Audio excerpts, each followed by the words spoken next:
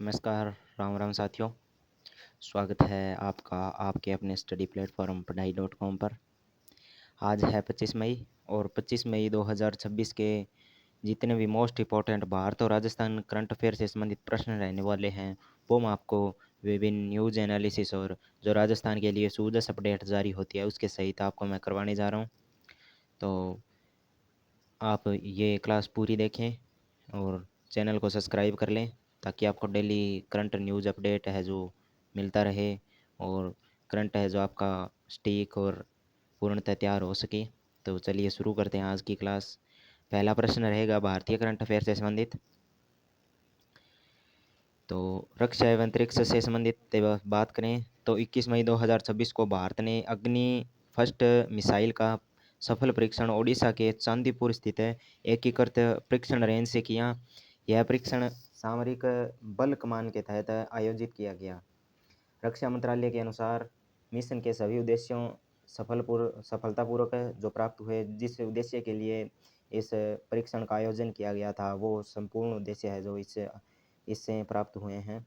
अब चंद्रयान 3 से बात करें तो चंद्रयान 3 को American institute of aeronautics and astronautics द्वारा 2026 गोडार्ड एस्ट्रोनॉटिक्स अवार्ड से सम्मानित किया गया। इसके बारे में हमने कल पूर्णतः विस्तृत रूप से चर्चा की थी। तो अगर आपने कल की क्लास नहीं ली है तो बहुत इंपॉर्टेंट क्लास है, तो कल की क्लास ज़रूर अटेंड करें। यह पुरस्कार 21 मई को वाशिंगटन डीसी में आयोजित समारोह में दिया गया, जिसे भारत के अमेरिकी राजदूत विनय क्वात्रा ने इसरो की ओर से स्वीकार किया है। तो इसरो की ओर से किसने स्वीकार किया? विनय क्वात्रा द्वारा।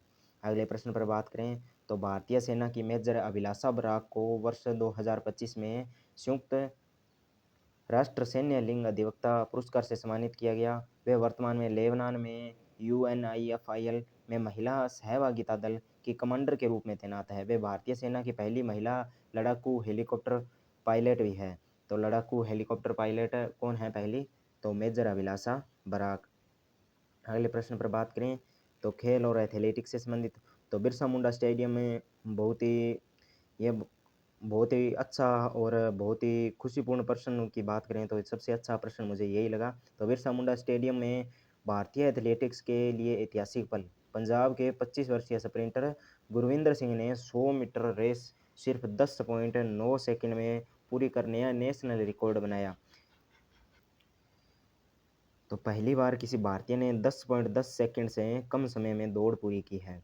तो ये नया कीर्तिमान है जो गुरविंदर सिंह जी द्वारा स्थापित किया गया है। पूरे भारत को इन पर गर्व है और इन्होंने बहुत ही शौर्यपूर्ण और बहुत ही प्रशंसापूर्ण जो दौड़ है वो की है। तो अगले प्रश्न पर बात करें तो केंद्रीय खेल राज्य मंत्री रक्षा खड़से ने IIT गुवाहाटी में fit India Sundays on cycle के विशेष राष्ट्रमंडल खेल संस्करण का नेतृत्व किया। यह कार्यक्रम SAI के गुवाहाटी क्षेत्रीय केंद्र और IIT गुवाहाटी के सहयोग से आयोजित हुआ। युवा कार्य एवं खेल मंत्री डॉक्टर मनसुख मांडविया ने NCOE गांधीनगर में एकीकृत खेल अवसंरचना सुविधाओं का उद्घाटन किया। अगले प्रश्न पर बात करें तो विज्ञान एवं प्रौद्योगिकी से संबंधित ICAR कहाँ है? ICAR हमारे राजस्थान में बीकानेर जिले में स्थित है। कहाँ स्थित है? बीकानेर में। इंपॉर्टेंट प्रश्न है, याद रखना। तो ICAR के केंद्रीय चावल अनुसंधान संस्थान के वैज्ञानिकों ने चावल पर आधारित दुनिया का पहला AI आधारित जीनोम एडिटिंग प्लेटफॉर्म यानी प्लांट ओपन CRISPR1 POCC विकसित किया, जिसका नेतृत्व वैज्ञानिक कुतुद्दीन अली मौला ने किया। अगला प्रश्न है IIT कानपुर के डायरेक्टर मनिंदर अग्रवाल को रॉयल सोसाइटी का फेलो चुना गया है, जो दुनिया के सबसे प्रतिष्ठित वैज्ञानिक सम्मानों में से एक है। तो हमने प्रश्नों की क्लास में भी हमने एक नाम पढ़ा था जो महिला थी जिन्हें फेलो चुना गया है अंतरिक्ष विज्ञान के लिए, तो अंतरिक्ष विज्ञान अनुसंधान के लिए। तो उनका नाम आपको कमेंट बॉक्स में बताना है। अगले प्रश्न पर बात करें तो सरकारी कार्यक्रम एवं बैठक। भारत सरकार के मत्स्य पालन पशुपालन एवं डेयरी मंत्रालय द्वारा 25 मई 2026 को मिजोरम के आयोजोल में क्षेत्रीय समीक्षा बैठक पूर्वोत्तर क्षेत्र 2026 का आयोजन किया जा रहा है। अब बात करें अन्य महत्वपूर्ण प्रश्न पर, तो अन्य महत्वपूर्ण प्रश्न पहला है, हाल ही में अग्नि-1 नामक कम दूरी की बैलिस्टिक मिसाइल का सफल परीक्षण किस राज्य में किया गया? तो ओडिशा में अग्नि-1 भारत की कम दूरी की बैलिस्टिक मिसाइल है जिसका परीक्षण ओडिशा तट पर किया गया है। अगला प्रश्न है, वर्ष 2026 में गोडार्ड एस्ट्रोनॉटिक्स पुरस्कार से किसे सम्मानित किया गया? तो चंद्रयान 3 को अंतरिक्ष अनुसंधान में उत्कृष्ट उपलब्धि के लिए इस पुरस्कार से सम्मानित किया गया। डॉक्टर अजय कुमार को भारत का उच्चायुक्त किस देश में नियुक्त किया गया है? तो ये युगांडा में भारत के उच्चायुक्त नियुक्त हुए हैं अजय कुमार। फसलों के लिए दुनिया का पहला एआई आधारित जीन एडिटर भारत द्वारा विकसित। भारतीय वैज्ञानिकों ने कृषि सुधार हेतु एआई आधारित जीन एडिटर विकसित किया है। अगला प्रश्न है, कौन सा देश भारत का तीसरा सबसे बड़ा तेल सप्लायर बना है? तो वेनेजुएला ने भारत को तेल निर्यात बढ़ाकर तीसरा बड़ा सप्लायर का स्थान प्राप्त किया है। अगला प्रश्न है, मैड्रिड ग्लोबल वाटर समिट 2026 में दुनिया के टॉप 5 बोर्ड में किसे शामिल किया गया? तो BWSSB को बेंगलुरु जल आपूर्ति के लिए एवं सीवरेज बोर्ड, तो BWSSB बेंगलुरु जल आपूर्ति एवं सीवरेज बोर्ड।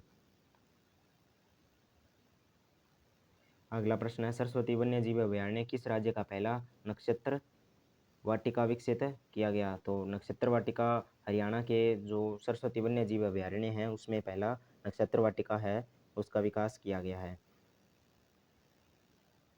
अगला प्रश्न है, वर्ष 2025 के लिए संयुक्त राष्ट्र military gender advocate of the year पुरस्कार अभिलाषा बराक, इनके बारे में हमने पढ़ लिया था। वरिष्ठ नागरिकों की सहायता के लिए सामाजिक न्याय एवं अधिकारिता मंत्रालय द्वारा जीवन ऐप लॉन्च किया गया।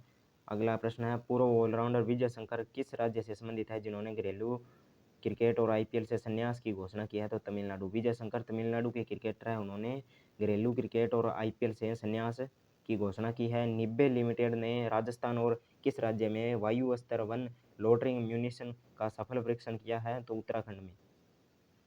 अगले प्रश्न पर बात करें तो विश्व थायराइड दिवस 25 मई को मनाया जाता है। तो आज कौन सा दिवस है? विश्व थायराइड दिवस। विश्व थायराइड दिवस थायराइड रोगों के प्रति जागरूकता बढ़ाने के लिए 25 मई को मनाया जाता है। अब बात आती है राजस्थान करंट अफेयर से।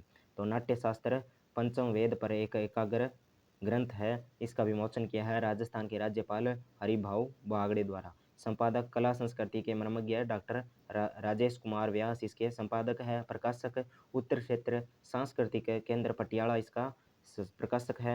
और इस ग्रंथ में देश के मर्मज्ञ विद्वानों ने भारतीय ज्ञान परंपरा के आलोक में नाट्यशास्त्र के विविध आयामों पर लिखा है। तो नाट्यशास्त्र से संबंधित है। अब बात आती है पुस्तक विमोचन पर। तो प्रेरणा से परिवर्तन की ओर, तो इसके लेखक रहे NK शर्मा। विमोचन हरिभाऊ बागड़े द्वारा, राजभवन जयपुर में। अब राजभवन जयपुर का नाम बदल कर क्या रख दिया गया है? लोक भवन। ये भी याद रखना, ये भी पूछा जा सकता है। राजभवन का नाम बदलकर लोक भवन रख दिया गया है। और अभ्युदय की ओर पुस्तक, इस पुस्तक के लेखक कौन हैं? राज्यपाल। अभ्युदय की ओर पुस्तक राज्यपाल हरिभाऊ बागड़े के द्वारा विमोचन इसका किया गया है। आगे है Siwana ring complex. Siwana ring complex की बात करें तो 750 वर्ग मीटर में फैला ज्वालामुखी क्षेत्र है जहां क्रिटिकल रेयर अर्थ मेटल्स के विशाल भंडार मिले हैं। कॉम्प्लेक्स के 3 भागों में REE और HREE heavy critical rare metals के विशाल भंडार मिला है। सर्वेक्षण नियोबियम, जिरकोनियम और हाफनियम जैसे रेयर अर्थ तत्व मिले हैं जिनका उपयोग एरोस्पेस इंजन, सुपर एलॉय और सुपर कंडक्टिंग मैनेजमेंट में होता है। राज्य सरकार द्वारा GSI, AMD, IIT हैदराबाद और IIT ISM धनबाद के साथ साझेदारी कर ऐसे खनिजों की खोज एवं अनुसंधान को नई गति प्रदान की जा रही है। अगले प्रश्न पर बात करें तो निर्भया फंड कोटा समावेशी शहर परियोजना हेतु देश के 10 शहरों को शामिल किया गया। यह परियोजना निर्भया फंड के अंतर्गत संचालित होने वाली है। प्रत्येक शहर के लिए लगभग 10 करोड़ रुपए बजट का प्रावधान इसके तहत किया गया है। तो ये याद रखना, ये इम्पोर्टेंट हो सकते हैं। तो उद्देश्य है महिलाओं और बालिकाओं के लिए शहर को अधिक सुरक्षित, संवेदनशील और समावेशी बनाना।